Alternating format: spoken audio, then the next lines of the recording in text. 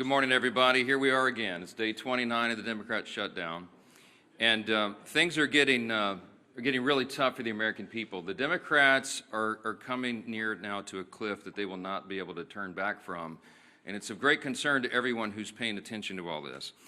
You will note that more air traffic controllers and TSA agents and park rangers are about to go without a paycheck. You've got families and children that rely upon SNAP benefits that are going to go hungry here at the end of the week. You've got more critical workers, by the way, including the people who are the stewards of our nuclear defense arsenal, who are forced to stay at home as the government remains closed. The Democrats own every one of these consequences. So we want to point out a couple of important facts this morning for you. It's no coincidence that polling this week confirms that over 70% of the American people believe the Democratic Party is out of touch. And amazingly to us, still every day, they turn their backs on more and more hardworking American families to prolong their pain. And that is exactly what's being felt here. It is incredible to us that they've now voted 14 times between the House and Senate to reject the clean, simple funding bill that would simply reopen the government. 14 times they have thumbed their nose at the American people in spite of their pain that they themselves have acknowledged. And as we've explained here, the motivation behind that is very clear. And this is why the polling is indicating what it is. The people know the Democrats are responding to fear. It is their fear of the most radical far-left voices in their party that has made them decide to obey the demands of the far left and to shut down the entire government and thereby inflict all this pain on the people. And almost comically at this point, the Democrats are still out trying to convince you that this is somehow Republicans' fault. But the facts are the facts, and the American people can see that very clearly. They see the truth. We brought you a handy scorecard here so you can, follow the votes. I mean, this is very simple. The votes to pay the troops and federal workers and continue SNAP benefits and get air traffic controllers and Border Patrol agents paid. This is the vote tally. You see the dates here. The House did our work back on September 19th, and we voted, Republicans voted yes. Democrats voted no on all those things, and the Senate has now done it an additional 13 times. These are the votes. No one can say that this is in any way the fault of Republicans. We have a clean, simple bill, and everybody knows it. House and Senate Democrats are openly admitting that this is their shutdown. You have seen the highlight reel of all of them stumbling into admitting that. And yet they're also incoherently claiming that the shutdown is somehow on the fault of the other party. And the people aren't buying it. And that's why the polling continues to show that the approval of Republicans in Congress is rising with each passing day. And the Democrats, at the same time, Democrats in Congress have the lowest approval rating they have ever had since polling began, since recorded polling began on these metrics. And here's just an example yesterday. For example, CNN polling showed yesterday the approval of Republicans in Congress is up 8% since the shutdown began among independents. I mean, that's an important metric because people are paying attention. They understand what's happening and they see who is responsible. It's a really important thing to watch. Ronald Reagan used to remind us that you can always trust the American people, and we do. We trust their intelligence, and we trust their understanding of basic civics. In fact, we trust the American people's understanding of civics far more than the Democrats in this building right now. And a quick reminder of that is the people know that in the House of Representatives, you need a majority vote. You need 218 votes to pass legislation, to pass a clean, continuing resolution to fund the government. That's exactly what we did on September 19th. They also know that in the Senate, you have to have 60 votes to pass substantive legislation. And we've only got 53 Republican seats. That means we need, by the math, at least 7 Democrats to join us to reopen the government. Now, in other words, the Democrats are the only reason that the government is closed, and there is no other way to spin that, to make something else true about it. And of course, the Democrats know all that. We've seen their party leaders, and we've now made their phrases and their comments famous here every morning. Chuck Schumer, Whip Catherine Clark in the House. They've openly admitted that they're using the pain of the American people as their leverage. Why? To show to their base that they're fighting. And they're counting on the American people not noticing all this. And that's the very reason why we have to come in here every morning and relay the simple truths. I mean, somebody handed me this as I was walking in here. Yesterday, according to the Media Research Center study, by a 2.5 to 1 margin, the Capitol Hill press corps has tweeted more about the House calendar during the shutdown than the negative consequences of the Democrat shutdown, than the troubles that we have, the hardships that are being experienced because of the troop pay and WIC funding and flights grounded and SNAP funding. You guys are writing more about the House calendar than the real pain that's being inflicted on the American people, and that's why we have to come in and relay the simple facts. Now, there's a misguided strategy that the Democrats are pursuing right now, and it reveals two important things that can't be glossed over. Number one, it shows they have no cards to play except to try to blame the other team, which is ridiculous, and it shows how little they think of the American people. They had a rally a couple weeks ago. They tried to portray President Trump as a king, and we pointed out, again, the obvious truth. If the president was a king, then the government would be open.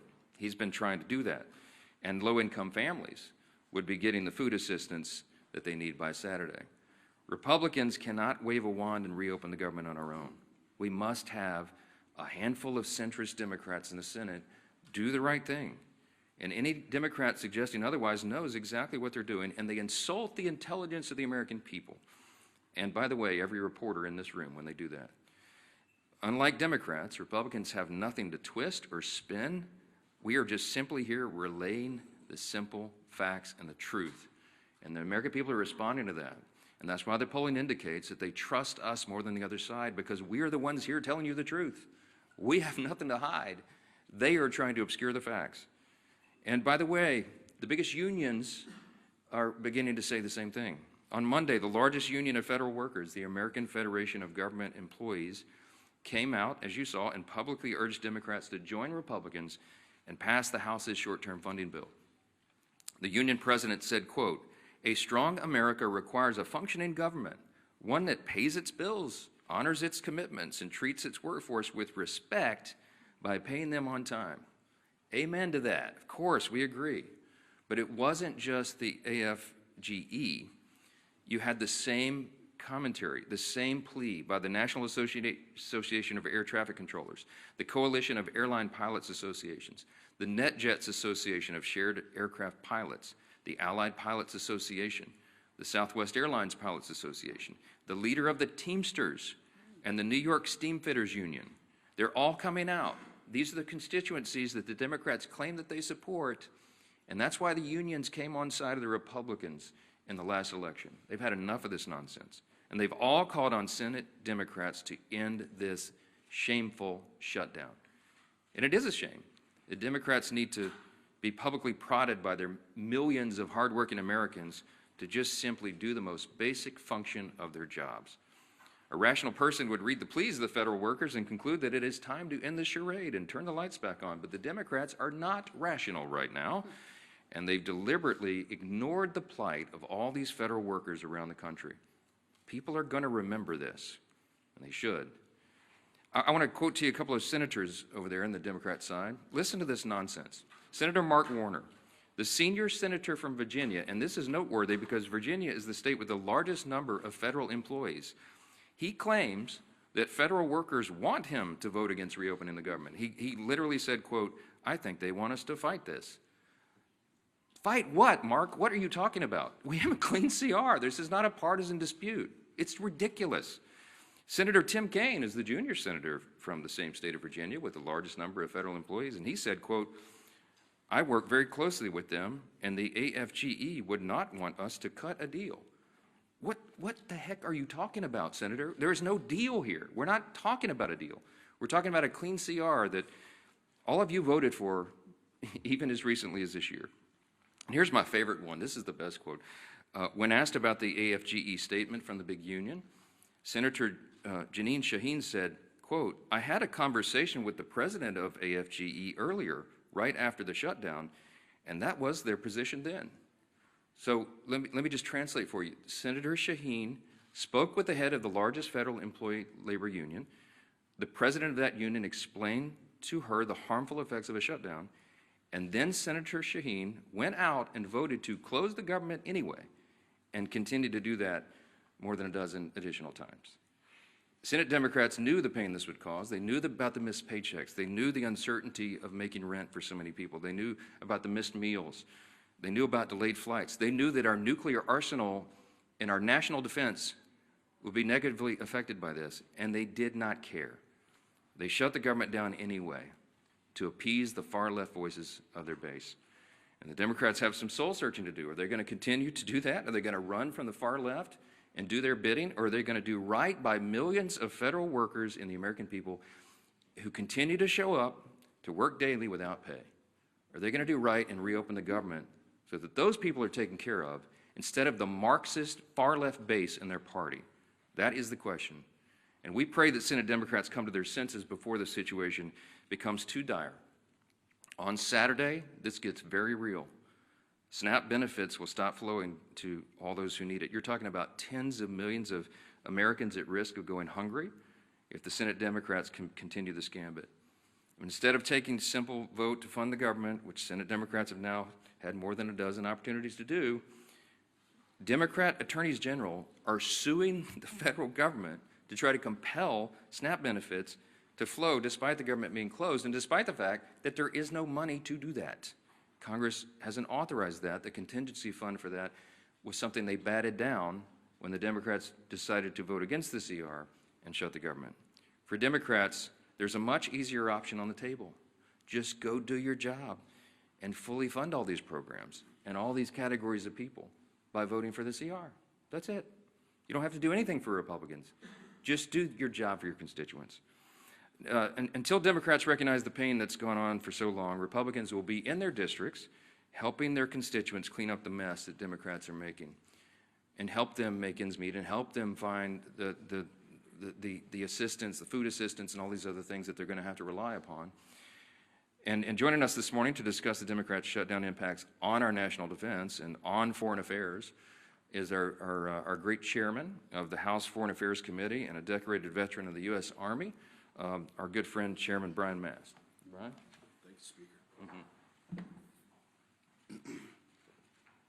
I think everything going on, it really puts an exclamation point on the fact that we have the greatest population anywhere across the globe.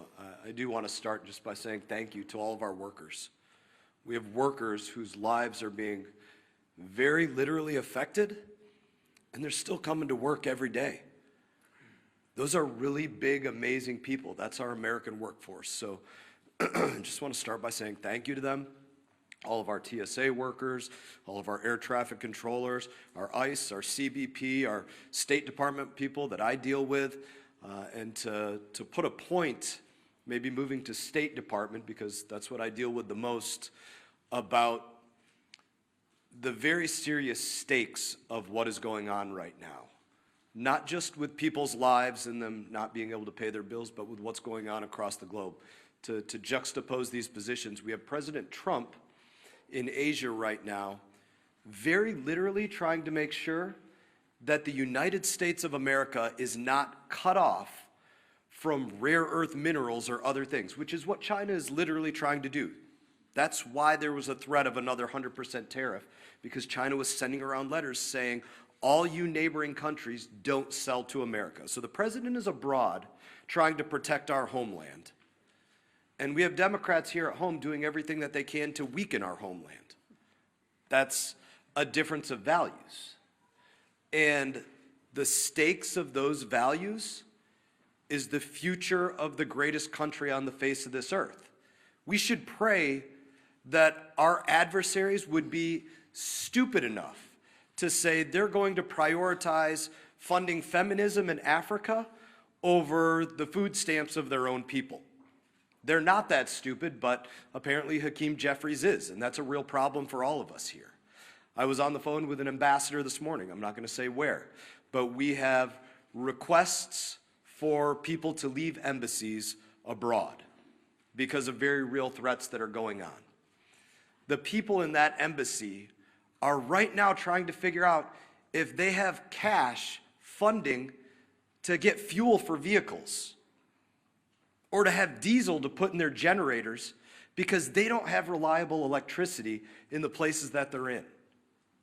Those are the real world consequences. While they're also worrying about their paycheck isn't coming in, can their family back home buy groceries, pay their bill for student loans, pay for the fuel to get their kids to school, or the tuition at their children's school, or all the other things that they have to worry about while they're worrying about, can they even get out of country?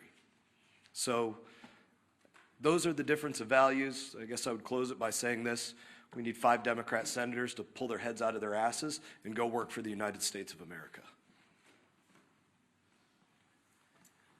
Thank you, Chairman Mast. Thank you for your service to our country and for keeping the focus where it needs to be on making sure America stays strong in the midst of turbulent times. And, you know, what's so sad about this shutdown is that we don't need to be in these turbulent times. It was a self-imposed wound that Hakeem Jeffries and Chuck Schumer have imposed on the country.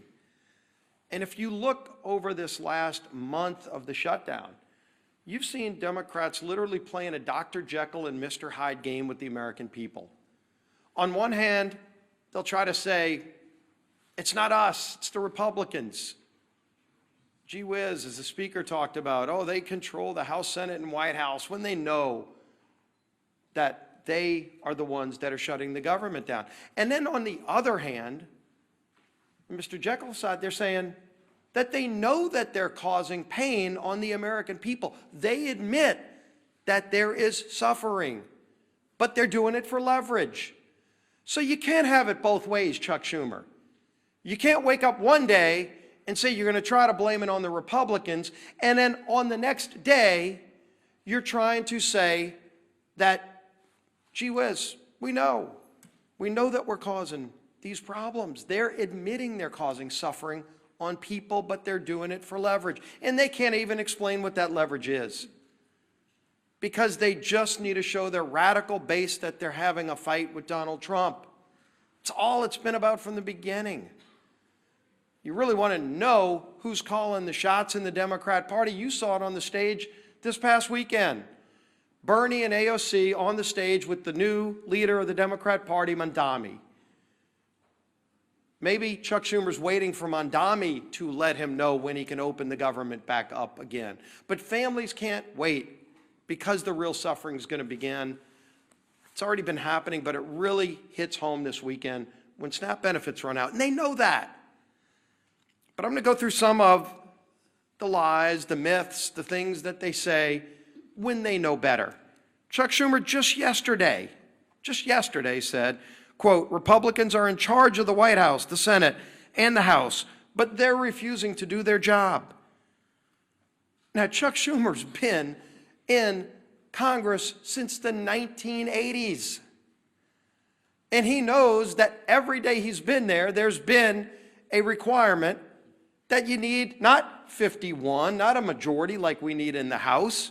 He was in the House where you did need a majority, and then he went over to the Senate where it's always been a requirement that you need a supermajority. And in fact, when they changed the rules, it's not a standard or a custom, it's an actual Senate rule that you need 60 votes. The rule used to be higher. And in 1975, many of you might have thought Chuck Schumer voted for that rule. He came in just a few years after.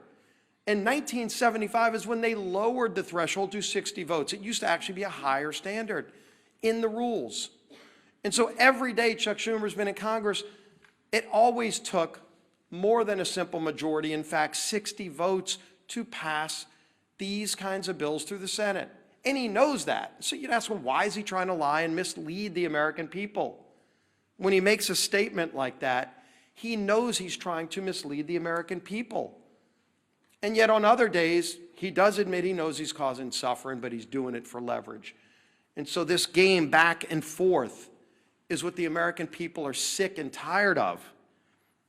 Hakeem Jeffries, quote, we didn't view the current bill as anything other than a partisan Republican spending bill. He knows good and well that it was a clean CR. If Democrats still to this day don't know the difference between a clean CR and partisan bills, did they stop reading the bills? Because they used to vote for these bills just since 2017.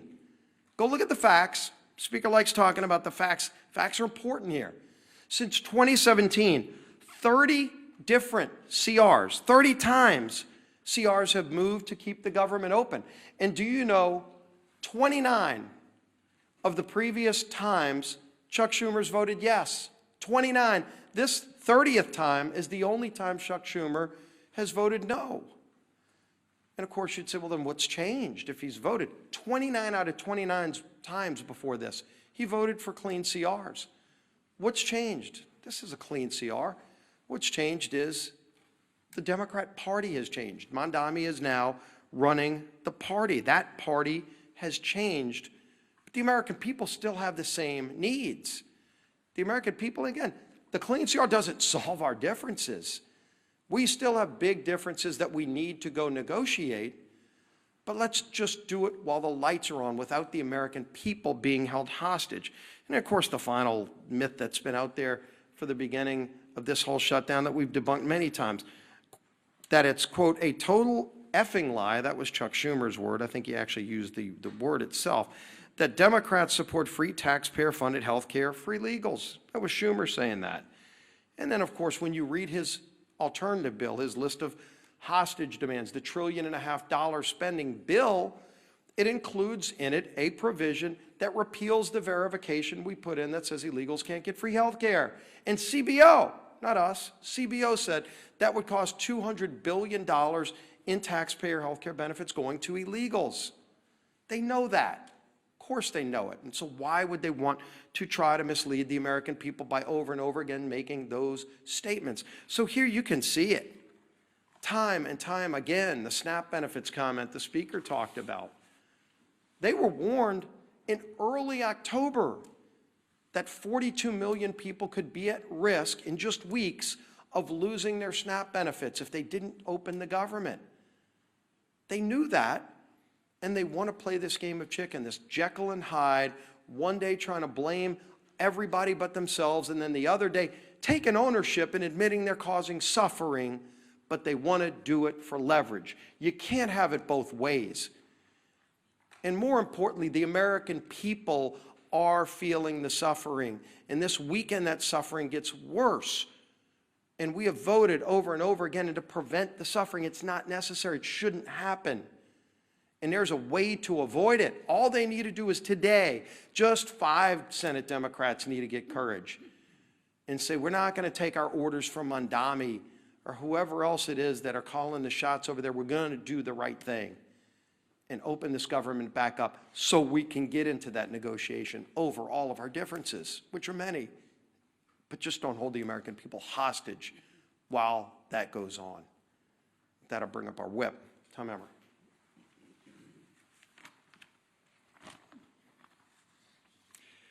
The Democrats have no leader, no vision, no message. And nothing proves it more than the chaos they have caused with their needless government shutdown. We are now 29 days into this mess, and the Democrats have contradicted themselves every turn with no exit strategy in sight. They've tried to make their shutdown fight about health care, while simultaneously demanding that we cut $50 billion in rural health care and give taxpayer-funded health care to illegal aliens. Not to mention the Americans who are suffering right now because critical health care services have been put on pause due to the Democrats' shutdown charade. On the issue of SNAP, Democrats are bending over backward to oppose Trump, using taxpayer dollars to fund frivolous lawsuits.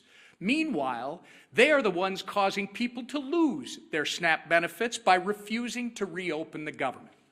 Remember, all of this could have been solved in a matter of 5 minutes by 5 Senate Democrats if they would do the reasonable and right thing by supporting our clean CR.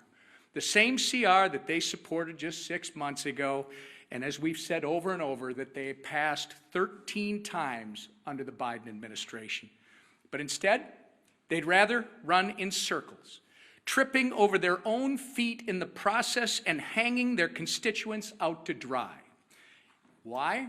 In order to attain political leverage and score points with the radical Mamdani and Omar Fata supporting that, by the way, for those of you that don't know, is the Mamdani of the Midwest, Omar Fata, supporting that wing of their party. Take it from the party who essentially wrote the government shutdown playbook.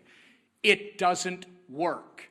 Shutdowns achieve nothing but hurt everyone. So enough with the political games. Pass our clean CR and let's reopen the government for the people that you were elected to serve.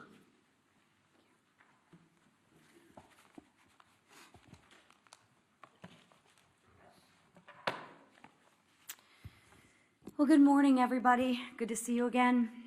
Let's get one thing straight right out of the gate. House Republicans did our job. Senate Democrats didn't. It's that simple. More than 1 month ago, under the leadership of Speaker Mike Johnson, the House passed responsible legislation to keep our government, your government, open. Meanwhile, Senate Democrats voted again and again to keep it shut down. So before anyone throws around cheap insults like one Democrat member did on social media this week, and I'll just read it. Lazy Mike Johnson has made himself irrelevant and pointless. You know, I always find that funny. When you can't beat us on the issues, what do children do? They personalize it.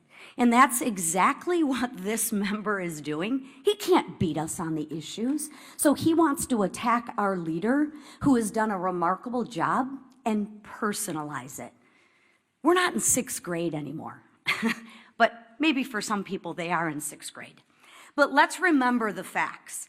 Republicans acted. The Democrats stalled. Mike Johnson has shown leadership, discipline, and focus.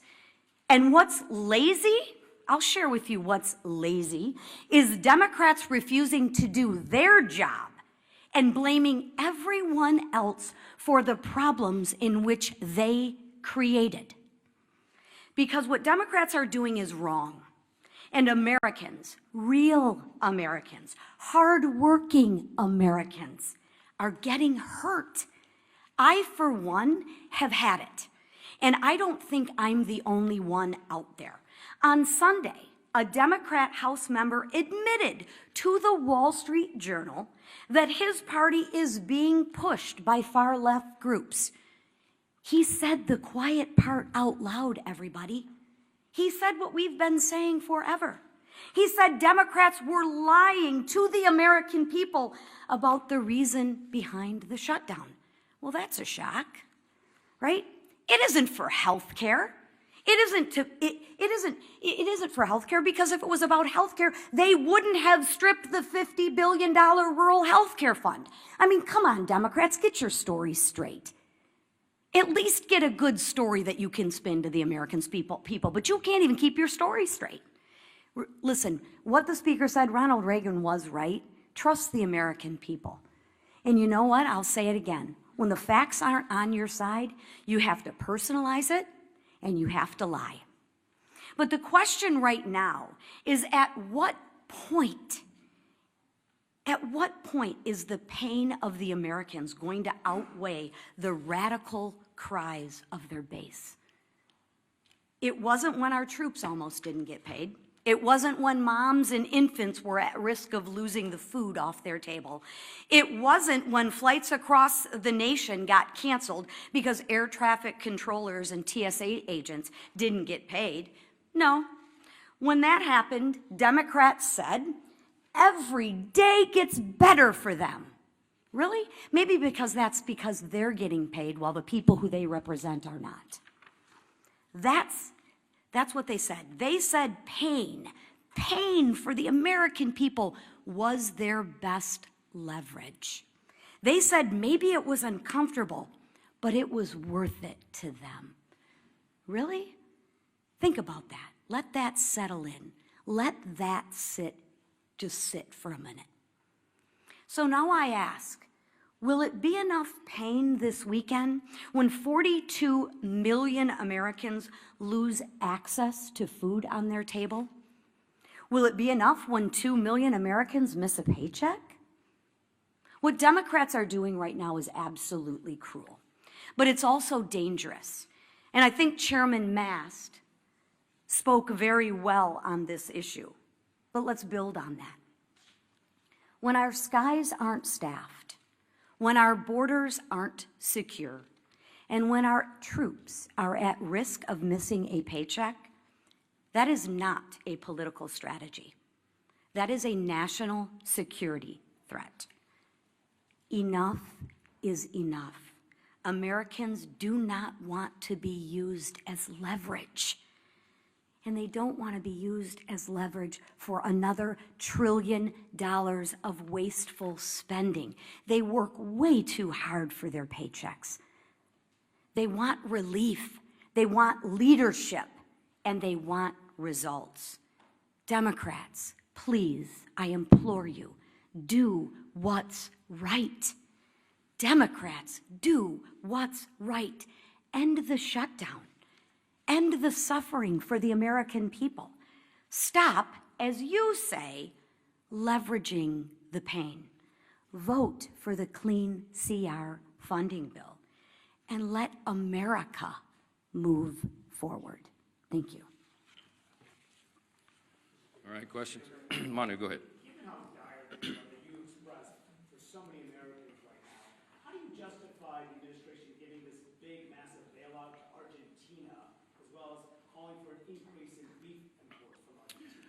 Look, we give foreign policy, the execution of foreign policy to the executive branch, and that's what the president is doing right now. There's lots of nuances about that. He's involved in negotiating trade agreements around the country to the great success and benefit of the American people right now.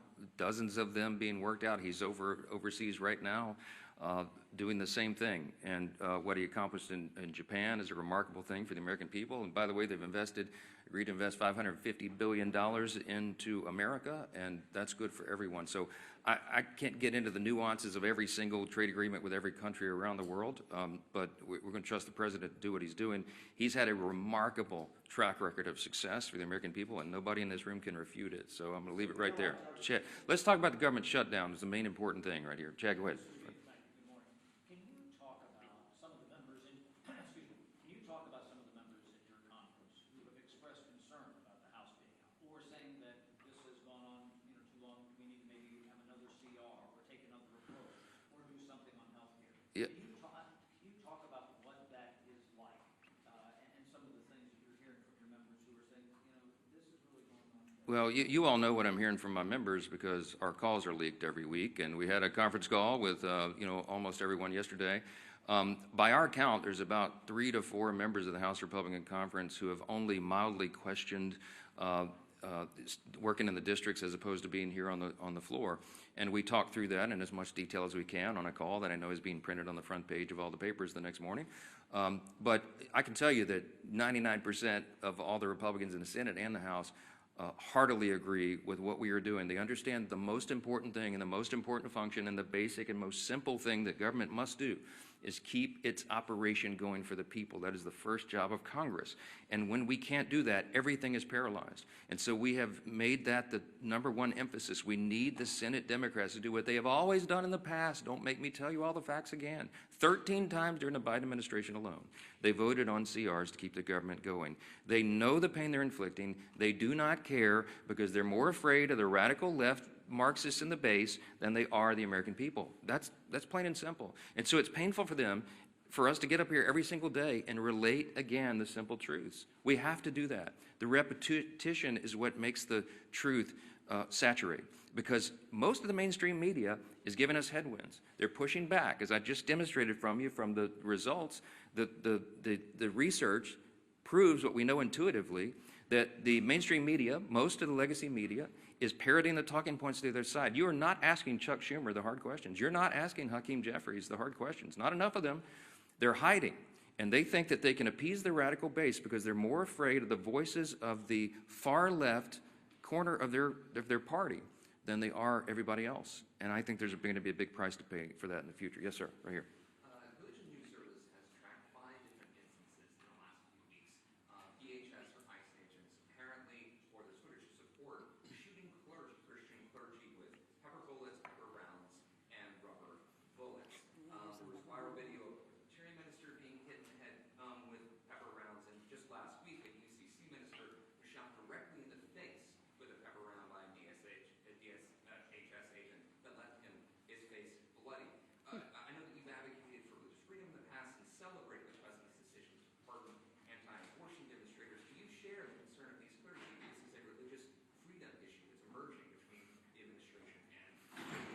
I can't comment on any of those instances. I haven't seen or heard any of those videos, so I'm not going to comment about it. But I would say, hold on, wait a minute. Let me answer you. Hold on. Thank you. You asked the question.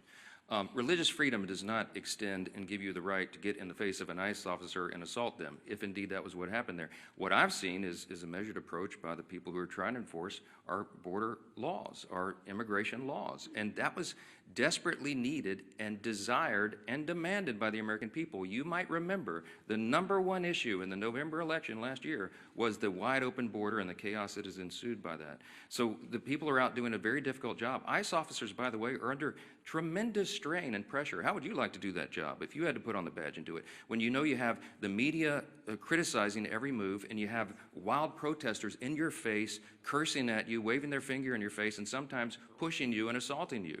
Okay, it's a dangerous, risky job. Thank the Lord that there are people who are willing to do that difficult job, to put on the badge and show that kind of courage. We should be on the side of law enforcement, and anybody who's trying to disrupt those operations, they need to be handled the right way. Now, look, all of us want the law to be enforced. We are the rule of law party. Chaos is not an American virtue, the rule of law, but you have to have order, and you have to have peace, and you have to have some people who are brave enough to put on the uniform and go ensure that. So get out of their face and let them do their job. That's what I would say. Down here, yes, ma'am. We're getting closer to the November 21st deadline for the CR that you guys passed. We're almost 3 weeks away from that. Is it time to bring the House back to pass a new CR with a new date? Is fewer than 3 weeks enough time to finish appropriations? Wouldn't that be a futile exercise when we have a CR that's been sitting over there since September 19th? If I brought the House back and we passed another CR, it would meet the exact same fate with Chuck Schumer. He would mock it, they would spike it, and they would try to blame it on us. So what would be the point of that?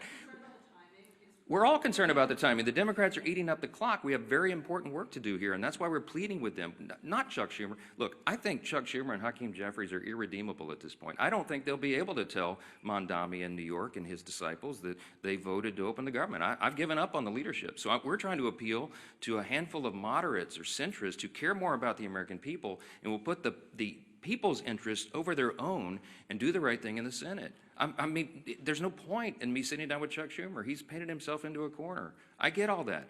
Mondami it looks like he's going to win and be the mayor of New York City, and Hakeem Jeffries came out and endorsed him. That's all you need to know. Hakeem Jeffries is terrified that Mondami, one of his disciples, is going to challenge him in his own seat in the election next fall. You've already seen that rumored. Some of you have reported on it. So he had to do it. He had to endorse socialism. He had to endorse Marxism. This dangerous ideology that has taken over the Democrat Party, that is what is motivating them. So it doesn't matter what we do in the House. It doesn't matter what we pass. We have to get a handful of moderates over there who care about America to do the right thing. We need at least 7 Democrats. It takes 60 votes in the Senate to pass it. This is not the Republicans. This fault is squarely on the shoulders of the Democrats, and they're the ones causing you the pain, and don't ever let them forget it. Thank you. Thank you.